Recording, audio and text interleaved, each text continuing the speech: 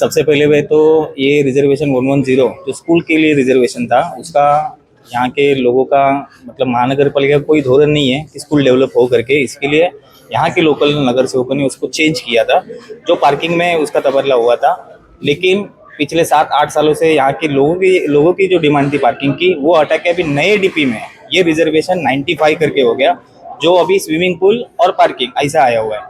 यहाँ के लोगों को अगर स्विमिंग पूल की ज़रूरत ही नहीं है तो ये रिजर्वेशन हटाने की ज़रूरत यहाँ के लोकल एमएलए की है, लोकल एमपी की है, यहाँ के स्थानिक जितने भी समाज सेवक के एक्टिविस्ट है उनकी थी।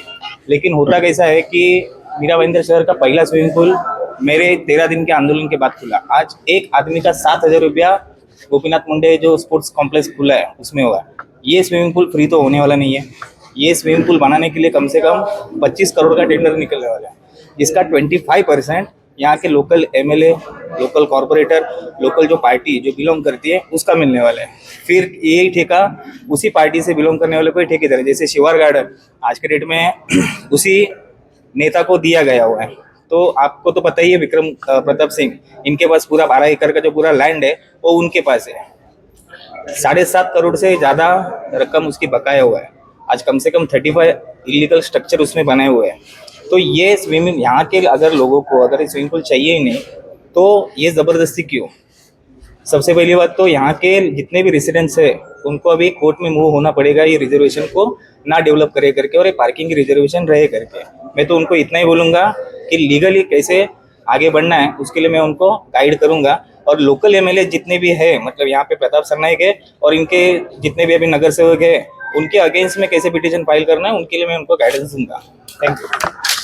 सबसे पहले मैं इस चीज़ का निषेध करता हूँ कि भारत रत्न जो व्यक्ति को मिला है सचिन तेंदुलकर, उनके नाम से ये मैदान है। और बहुत ही दिनों से यहाँ पे जो खिलाड़ी है वो वंचित थे। मैंने बहुत उसके ऊपर पत्र व्यवहार किया है और बहुत अच्छी तरीके से हमारा काम हो रहा था। लेकिन अभी नया कुछ स्विमिंग पूल का एक प्रस्ताव इन्होंने लाया है। तो मुझे लगता है कि मीरा भाईंदर में पानी की बहुत बड़ी समस्या है, उसके बाद में अगर स्विमिंग पूल लाना ये बहुत अन्यायकारक है। और उसी प्रकार के यहाँ के रहवासी जो पार्किंग वहाँ पे करते थे उनके ऊपर भी अन्याय है, क्योंकि आप सबसे पहला मेरा आरोप यही है कि मीरा भाईंदर महानगर पालिका के जो इंजीनियर है, आयुक्त है, इनके पास कोई प्लानिंग नहीं है। टाउन प्लानिंग के नाम पे ये जीरो है, मीरा भाईंदर जीरो है। आप कितना भी फ्लाईओवर बनाओ, मेट्रो बनाओ, उसका कोई उपयोग नहीं है, उसका कोई फायदा पब्लिक को नहीं है। उसका फायदा किसको हो रहा है? कॉन्ट्रैक्टर को हो रहा है। और स्थानिक जो जनप्रतिनिधि है उनका भी उनके ऊपर अंकुश नहीं है। मीरा भाईंदर महानगर पालिका के जो सिस्टम के ऊपर कोई प्लानिंग नहीं है, कोई किसी का सिस्टम नहीं पे ध्यान नहीं है। और कोई सिस्टम नहीं होने के कारण जो नागरिक है वो दिशाभूल हो रहे हैं। तो मुझे लगता है यहाँ पे मीरा भाईंदर में अच्छे खिलाड़ी निर्माण होने चाहिए, सचिन तेंदुलकर जैसा, धोनी जैसा। अब उन बहुत बड़े बड़े स्टेज पे दावे करते हैं। तो मुझे लगता है यहाँ पे उनको निचोड़ने का काम हो रहा है नगर पालिका की तरफ से और जनप्रतिनिधि की तरफ से। तो मैं जनप्रतिनिधि के यहाँ के जो भी है उनको मैं एक ही विनंती करता हूँ कि यहाँ पे पानी की ज़रूरत है लोगों को पीने की। यहाँ पे नहाने की किसी को ज़रूरत नहीं, स्विमिंग पूल में नहाने की इतने कोई हाईफाई लोग यहाँ पे नहीं है। तो मुझे आपके माध्यम से जनप्रतिनिधि को यही कहना है कि जो प्रस्ताव है उसको रद्द करें, क्योंकि अनेक प्रपोजल आपने रद्द किया है। तो मुझे लगता है उस धरती के ऊपर इनको रद्द किया जाए और वहाँ पे पार्किंग और खिलाड़ी दोनों सुरक्षित रहे और उनकी जो कला है वो उनको पेश करने का मौका मिले। और इधर अगर फेल हो गए तो मुझे लगता है आपके मीरा भाईंदर से कोई भी खिलाड़ी वहाँ पे कोई जाएगा नहीं, एक अच्छे लेवल पे जाना चाहिए, वो नहीं जाएगा। और आपके माध्यम से ये कह जाता हूँ, अगर ये काम रुकता नहीं है तो मुझे लगता है फिर इसमें बहुत बड़ा डीलिंग हुआ है।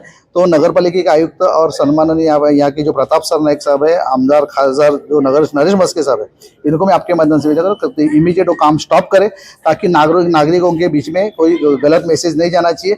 आज इलेक्शन का टाइम है, इलेक्शन के टाइम अगर ऐसा कुछ आप करते रहोगे तो नुकसान आपका ही है। ये आपके माध्यम से मैं कहना चाहता हूँ। आनंद फानन में प्रस्ताव पास कर दिया जाता है, आचार संहिता लगने वाली है, ना कोई प्लान पास है, ना कोई टेंडर पास है, ना ही इस चीज का नोटिस भी दिया जाता है। तो इस तरीके के कार्यभार को क्या करेंगे? 100% आचार संहिता लगने वाले ऐसे बहुत से प्रपोजल ऐसे पास हुए। तो मुझे लगता है आचार संहिता के 1 महीने का है, 2 महीने का है, उसके बाद में क्या है? उसके बाद में आपका ही राज है ना, वो किधर जाएगा? अगर समझो कुछ प्रपोजल आपको करना है तो स्थानिक जो नागरिक है उनके पास से आप सलाह भी ले सकते हो। उसका जो भी उसका सजेशन है वो भी मंगा सकते हो, तो कुछ ना कुछ का अच्छा रास्ता निकलने का चांसेस है। लेकिन अगर आपको नागरिकों को तकलीफ ही देना है तो उसका कोई दूसरा रास्ता है नहीं। मुझे लगता है सोने वाले को अपन जगा नहीं सकते, लेकिन जो उसका जो नाटक कर रहा है उसको जगा सकते हैं। ऐसा कुछ मतलब ऐसा कुछ नहीं है ना, तो मुझे नगर पालिका के आयुक्त को यही कहना है कि आपके हाथ में प्रपोजल रद्द करना है तो प्रपोजल रद्द करना चाहिए, ऐसे मानो। 5 साल लोगों की सेवा करने वाले यहाँ के नगर सेवक को भी कॉन्फ्रेंस में रखा का नलावे सर को इस बारे में जानकारी नहीं थी, उसके लिए क्या करें? मैं यही बोल रहा हूँ ना आपको, कोऑर्डिनेशन होना बहुत जरूरी है। नगर सेवक हो, आमदार हो, खासदार हो, नगर पालिका आयुक्त हो और टाउन प्लानिंग के जो भी अधिकारी है, उनका मुझे यही कहना है कि आपका कोऑर्डिनेशन नहीं होने के लिए ये सब हो रहा है। अगर यही स्थानीय रहीवासियों को अगर आप कॉन्फिडेंस में लेते थे तो मुझे लगता है कोई दिक्कत आने की सवाल ही नहीं था। लेकिन आज जनता को तकलीफ हो रही है, तो मुझे लगता है ताबड़तोड़ इमीडिएट ये काम रद्द करना चाहिए और स्थगित या लाना चाहिए, उसके ऊपर ये मेरी मांग है। नमस्कार, मी अनिल पांडुरंग रानावडे, शहर संघटक मनसे, मीरा भाईंदर शहर। आज ह्या ग्राउंडचं बऱ्याच दिवसापासून, बऱ्याच वर्षापासून या ठिकाणी काही ना काही प्रॉब्लेम होत चाललेत। तर मला एवढं बोलायचं आहे, स्थानिक आमदार असतील, स्थानिक कॉर्पोरेटर असतील, कोणी प्रतिनिधी असतील, आपण एका बाजूने युवक आहेत त्यांना एक प्रोत्साहन देण्यासाठी बोलताय की त्यांना युवकांना प्रोत्साहन द्यायचं आहे, एका साईडने जिथे नशे पाहिजे त्यांच्यावर कारवाई करताय। तर मला एक बोलायचं आहे की तुम्ही जर स्थानिक इथले प्रतिनिधी आहात किंवा आमदार आहात, जर का इथे स्थानिक लोकांचाच इथे विरोध असेल तर तुम्ही हे इथे काय या ग्राउंडची काय हालत करून टाकलेली, खराब करून टाकलेली। आज हे बाजूला ते मोठे इमारत बांधून ठेवली, 3 वर्ष आली, 4 वर्ष आली बांधून ठेवलंय, भाजी मार्केट उभं केलंय, अजूनपर्यंत त्या भाजी मार्केट ओपनिंग नाही केलंय। पैसे कोणाचे? आमचे। ग्राउंड कोणाचं खराब करताय? नागरिकांना हे खेळा मिळत नाहीये। आज एवढं मोठं ग्राउंड पुन्हा मीरा भाईंदर ईस्ट मध्ये 1 नंबर होतंय, परंतु या ठिकाणी बऱ्याच अशा या ठिकाणी हे आता हे ठीक आहे, या ठिकाणी समजा स्टेज बांधलाय, स्टेज पाहिजे, परंतु काही मैदानामध्ये तर समाज मंदिर बांधलेत, समाज मंदिर काय कामाचे आहेत? तर मला असं वाटतंय की जे ग्राउंड्स आहेत मुलांसाठी खेळण्यासाठी आहेत ना, ते क्रीडांगण आहे ना, ते क्रीडा प्रेमींसाठी नेहमी ठेवावं, त्याच्यावरती कोणतीही अनधिकृत बांधकाम करू नये। तुम्हाला पे अँड पार्कसाठी जर पाहिजे असेल तर दुसरं कुठं आरक्षण असेल ते तुम्ही तिथे इमारत बांधा आणि त्या ठिकाणी पे पार्क द्या ना लोकांना। परंतु ज्या ठिकाणी इथे जलतरण कशाला पाहिजे? काही गरज नाही जलतरणची। इथे मीरा भाईंदरमध्ये पाणी नाहीये, इथे लोक बोंबटत पाण्यासाठी, आम्हाला आंदोलन सारखं करावं लागतं, इथे पाणी मिळत नाहीये आणि तुम्ही जलतरण ओपन करताय। काहीतरी लाशरम बघा, काहीतरी लाशरम बघा। आता इलेक्शन आहे त्यामुळे तुम्ही प्रत्येक धमाका लावलाय मस्त ओपनिंगचा। आता लोकांची समस्या काय आहे? पाणी आहे ना, जिवंत पाणी पाहिजे ना, पाणी देत नाहीये, हा काय विषय तुमचा आहे? तुम्ही पाणी द्या ना त्याला नागरिकांना, तुम्ही इथे जलतरण कशाला पाहिजे आम्हाला? त्या ठिकाणी आता इथे इंदिरानगर समोर एक ग्राउंड आहे, इंदिरानगर दिघे मैदान, त्या दिघे मैदानावरती त्या साईडला तलाव आहे, त्याला कारंजेचं ओपनिंग केलंय। त्या कारंजा ओपनिंगसाठी स्टेज म्हणून आपलं स्टेडियम म्हणून ते ग्राउंडची अर्धा जागा मी घेतली, बांधून घेतली, तेही ग्राउंड पुकर गेला। आता म्हणजे क्रीडाप्रेमी जायचं कुठे? म्हणजे काय आहे की तुम्ही जर तुमच्या सत्ता असेल, तुम्ही प्रतिनिधी आहात, तुम्ही आमदार आहात, म्हणजे तुमच्या हिशोबाने चालणार का? मग आता येते इलेक्शन, किती लोकांचा तुम्ही रागरोष घेणार? आणि आताच मला काही समजलं की इथलेच काही ते प्रतिनिधी, त्यांचे जे पदाधिकारी आहेत तेच बोलतायत की जर का तुम्ही सरनाईक साहेबांना नाही ऐकलात, आमदारांना नाही ऐकलात, तर जे काय तुम्हाला ऐकले ते 150 लोकांची पार्किंग आहे ना, त्यामुळे नाही मतं मिळाली चालेल, सरनाईक साहेब बघून घेतील। ठीक आहे, घ्या तुम्ही, असे तुमचे कार्यकर्ते इथे असतील लोकांच्या समोर येतात, घ्या तुम्ही बिंदास, आम्ही पण आहोत तुम्ही आता।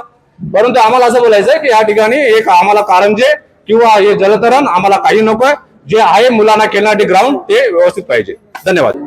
नमस्कार, मी मनीषा मिलिंद माने। मी गेली 26 वर्ष या प्रभागामध्ये राहते आणि इथले प्लेयर्स आहेत ह्यांना मुख्य म्हणजे इथे त्यांना प्यायचं पाणी आहे, त्याची गरज आहे, तर ते प्यायचं पाणी न देता तिथे फवारा आहे, पाण्याचं कारंजे उडवतात आहे, ते कशासाठी, कोणासाठी? ते जिथे मेन मुद्दा काही आहे, पाण्याचा प्रश्न आहे, इथे स्थानिक लोकांना पाणी नाही आहे, इथे स्विमिंग पूल बांधून कोण येणार आहे तिथे स्विमिंग करायला? तर मेन मुद्दा तुम्ही लक्षात घ्या, इथे पाण्याचा ज्वलंत प्रश्न आहे, लोकांना 3-4 दिवस पाणी येत नाहीये, तर त्या अनुषंगाने इथे सगळेजण जमलेले। आमच्याकडे पण खूप प्लेयरनी कंप्लेंट केल्या होत्या की मॅडम इथे आम्ही सराव करतो, सरावाची प्रॅक्टिस करतो, पण इथे आम्हाला पाणी प्यायला नाहीये, तिथे गार्डनमध्ये कारंजाचे फवारे उडवले, तर ते आम्हाला नकोय, प्यायचं पाणी हे आम्हाला मुद्दा हा आमचा आहे, तर तो तुम्ही लवकरात लवकर इथे स्थानिक लोकांची येऊन त्या विषयावरती तुम्ही भर टाका।